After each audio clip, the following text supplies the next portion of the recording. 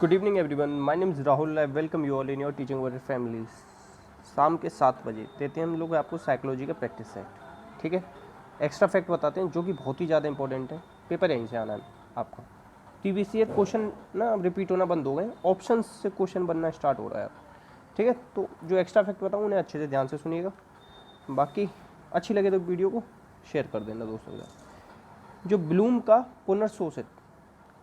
पुनर्संशोधित, देखो सबसे पहले ब्लूम की थ्योरी जो आई थी ना वो 1956 में आई थी, और इसका संशोधन कब हुआ था? 2001 में हुआ था। संशोधन में हो क्या गया था? जो सिंथेसाइज था, क्या था? सिंथेसाइज, तो उसका क्या बन गया था? क्रिएट में कर दिया था। क्या कर दिया था? क्रिएट में। तो एक चीज़ और बताऊँ, इसने ना 3 क्षेत्र बताए थे, कॉग्निटिव, अफेक्टिव और साइकोमोटर, 3 बताए थे। ठीक है, इन चीज़ों को याद रखेंगे। तो इन्होंने जो संशोधन किया था ना उसमें ये था आंकड़ों का प्रयोग करते हुए ग्राफ एवं चार्ट का नहीं, इन ग्राफ और चार्ट का निर्माण किया था, या इन्होंने तार्किक सुसंगतता का परीक्षण किया था? किसका किया था? एक बार और देख लेते हैं इसका आंसर। हाँ, तार्किक वाला ही सही है, यही मुझे लग रहा था। इन्होंने ना तर्क पे जोर दिया था, आखिरी में क्या बना दिया था? क्रिएट। अब एक चीज़ बताऊँ, नॉलेज, कॉम्प्रिहेंशन, ठीक है, अप्लाई, एनालिसिस, सिंथेसिस, एवेल्यूएशन, ये इन्होंने स्टेप दिए थे। 1 2 3 4 5 6 स्टेप। हिंदी में क्या है? ज्ञान, बोध, अनुप्रयोग, संश्लेषण, विश्लेषण और मूल्यांकन। ठीक है, इस चीज़ को याद रखेंगे। ठीक है, नेक्स्ट क्वेश्चन है आपका, सतत और व्यापक मूल्यांकन में व्यापक शब्द का किसने प्रयोग नहीं किया है? व्यापक शब्द का जो प्रयोग नहीं किया ना, वो किसने नहीं किया है? बताओ। सबसे पहले तो ये बता दूं, बहुबुद्धि सिद्धांत, ये किसका है? गार्डनर का है। इन्होंने 2 किताबें लिखी, फ्रेम्स ऑफ माइंड, दूसरी किताब क्या है? Theory of mental intelligence. ठीक है, थर्स्टन ने ना 7 प्राइमरी मेंटल एबिलिटीज़ दी, याद रखना है। जो गिलफोर्ड था ना, इन्होंने कभी भी व्यापक शब्द का यूज नहीं किया। इन्होंने अपने में सबसे पहले तो 120 बताए थे। इन्होंने कहा था कि 120 समथिंग ब्लॉक्स होते हैं। क्या होते हैं? 120 क्या होते हैं इनके में? ब्लॉक। ठीक है, इस चीज़ को आप लोग अगर याद रख लोगे ना कि 120 ब्लॉक होते हैं तो काम बन जाएगा। और इनके में इन्होंने 3 चीज़ों पर फोकस किया था, विषय वस्तु, संक्रिया और उत्पाद। ठीक है, विषय वस्तु, संक्रिया, उत्पाद, इस तरीके से याद रख लेना, गिलफोर्ड ने दिया ये। ठीक है, या सीधे केवल इतना याद रख सकते हो आप, व्यापक शब्द का प्रयोग किसने किया? नहीं किया, गिलफोर्ड ने। ठीक है, नेक्स्ट, फॉर्मेटिव असेसमेंट किसके लिए उपयुक्त नहीं है? देखो 2 तरीका होता है, फॉर्मेटिव असेसमेंट, एक होता है समेटिव असेसमेंट। ठीक है, अब देखो 2 तरीके, हिंदी में क्या बोलते हैं? इसको बोलते हैं सीखने सीखने का, एक सेकंड में देख लेता हूँ। हाँ, सही था मैं। तो फॉर्मेटिव को क्या कहते हैं? फॉर्मेटिव कहते हैं सीखने के लिए आकलन। क्या कहते हैं? सीखने के लिए आकलन, सीखने के लिए आकलन। और ये क्या है? सीखने का आकलन। क्या है? सीखने का आकलन। अब एक चीज़ बताना चाहूँ, फॉर्मेटिव ना आपका 40% होता है, समेटिव 60% होता है। फॉर्मेटिव ना चलता रहता है कंटिन्यू, जैसे अभी मैंने कोई चीज़ पढ़ाई और तुरंत मैंने आपसे क्वेश्चन कर लिया, तो ये फॉर्मेटिव असेसमेंट हो गया। समेटिव होता है साल के एंड में। ठीक है, तो फॉर्मेटिव किस में काम नहीं आता? ये काम नहीं आ सकता आपका सत्र परीक्षा में। सत्र परीक्षा में क्या होता है? Summative assessment. कितने परसेंट होता है? 60% होता है। ठीक है, आंसर क्या हो जाएगा? ए। नेक्स्ट, विद्यार्थियों की जो रिक्तियाँ रह जाती हैं ना, जैसे अभी आपने कोई पाठ पढ़ाया और उसमें कुछ कमी रह गई, वो नहीं आया उसे समझ में, तो आप क्या करोगे? तो उसके लिए हम क्या करेंगे? उपचारात्मक कार्य करेंगे। क्या करेंगे? उपचारात्मक। उपचारात्मक करने से पहले हम क्या करते हैं? निदानात्मक। निदानात्मक, निदानात्मक में क्या होता है? पहचान कर लेते हैं कि इसे कमी क्या है। पहचान को इंग्लिश में क्या कहते हैं? डायग्नोज करना। ठीक है, इतना याद रख लेना। नेक्स्ट, मूल्यांकन का मुख्य उद्देश्य क्या होना चाहिए? मेन एम क्या होना चाहिए? Main M of evaluation. तो मेन एम क्या होता है? ये होता है सीखने में होने वाली त्रुटियों का निदान और उपचार करना। मैंने अभी ऊपर ही बताया ना, पहले तो पहचान करो कि त्रुटियाँ क्यों हो रही हैं, फिर उनका उपचार कर दो। ये इसका क्या है? मेन एम है। ठीक है, मूल्यांकन देखो फॉर्मेटिव, समेटिव अभी बताया मैंने आपको। एक होता है सेल्फ, उसे कहते हैं असेसमेंट एज लर्निंग। एक होता है असेसमेंट इन लर्निंग, ये पीयर ग्रुप के साथ होता है, संगी साथियों के साथ। इन लर्निंग अपने आप का करना असेसमेंट, उसे सेल्फ कहते हैं, उसे एज लर्निंग कहते हैं। और ये समेटिव कितना होता है? 60% होता है, फॉर्मेटिव 40% होता है। और ये ना पूरे साल भर चलता रहता है फॉर्मेटिव। आंसर हो जाएगा बी।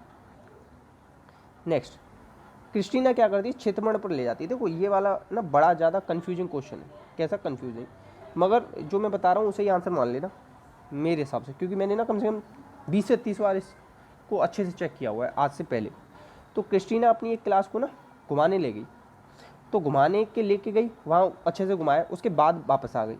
तो अब फिर वो कौन सा उनका असेसमेंट कर रही, अगर वहीं पूछती तो फॉर्मेटिव होता।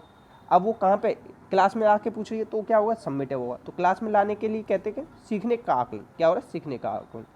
ये वाला है फॉर्मेटिव। फॉर्मेटिव होता है जो जिन चलता रहता है कंटिन्यू, और सबमिटिव क्या होता है, किसी चैप्टर के या ख़त्म होने के बाद, जो ख़त्म होने के बाद होता है ना, कोई चीज़ क्लियर हो गई उसके बाद जो करते हैं वो सबमिटिव। तो ये क्या कर रही है, सबमिटिव एवेल्यूएशन कर रही है। ठीक है, आंसर हो जाएगा बी, सॉरी सीखने का आकलन होगा। मैंने आकलन के लिए सीखना कर दिया, ये आकलन के लिए तो कुछ होता ही नहीं। ये सीखने का आकलन क्या होता है, सीखने का आकलन होगा, क्योंकि ये सबमिटिव, और सीखने के लिए क्या होता है, फॉर्मेटिव। तो आंसर हो जाएगा इसका सी। ठीक है, आकलन के लिए सीखना कोई भी चीज़ नहीं है अपने में। ठीक है, ये दोनों हटा देना, कोई है ही नहीं, कन्फ्यूज करने के लिए दिए। शिक्षार्थी, शिक्षार्थी क्या है, स्टूडेंट। इनके आत्मनियम, आत्मनियम डैश की ओर संकेत करते हैं, किसके लिए ओर संकेत करेंगे बताओ, स्वयं परीक्षण करने की उनकी योग्यता, या स्वयं अनुशासन, या इनके नियम विनिमय करना, या विद्यार्थी के व्यवहार के लिए विनिमय करना। तो इसका क्या हो जाएगा आंसर, इसका आंसर एक बार कन्फ्यूजन हो रहा है, हाँ सही है। तो अपने सीखे हुए स्वयं परीक्षण करने की उनकी योग्यता, जो उन्होंने खुद सीखा है ना, उसी को वो एक बार चेक कर लेना ही आत्मनियमन है। ये क्या है, असेसमेंट एज लर्निंग है, जो ऊपर बता रहा था ना मैं, वो एज लर्निंग है। ठीक है, नेक्स्ट, शिक्षक का बर्ताव कैसा होना चाहिए। शिक्षक को NCF 2005 इसमें क्या बताया, सुविधादाता, जिसे फैसिलिटेटर कहते हैं इंग्लिश में, फैसिलिटेटर। ठीक है, इस चीज़ को याद रखेंगे।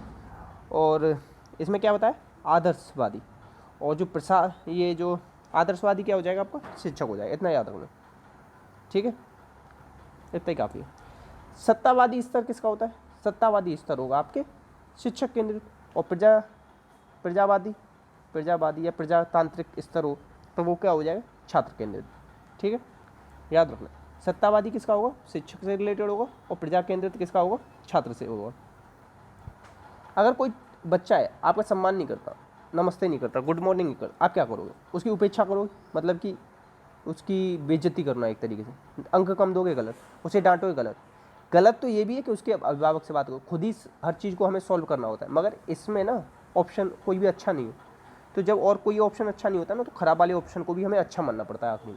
तो आंसर क्या हो जाएगा, सी, क्योंकि दे पता है हमें चीज़ों के सॉल्यूशन खुद करने होते हैं। ठीक है, इस चीज़ को याद रखें, आंसर सी हो जाएगा। मगर उन विद्यार्थियों को समझने के लिए एक शिक्षक की अच्छी जानकारी होनी चाहिए।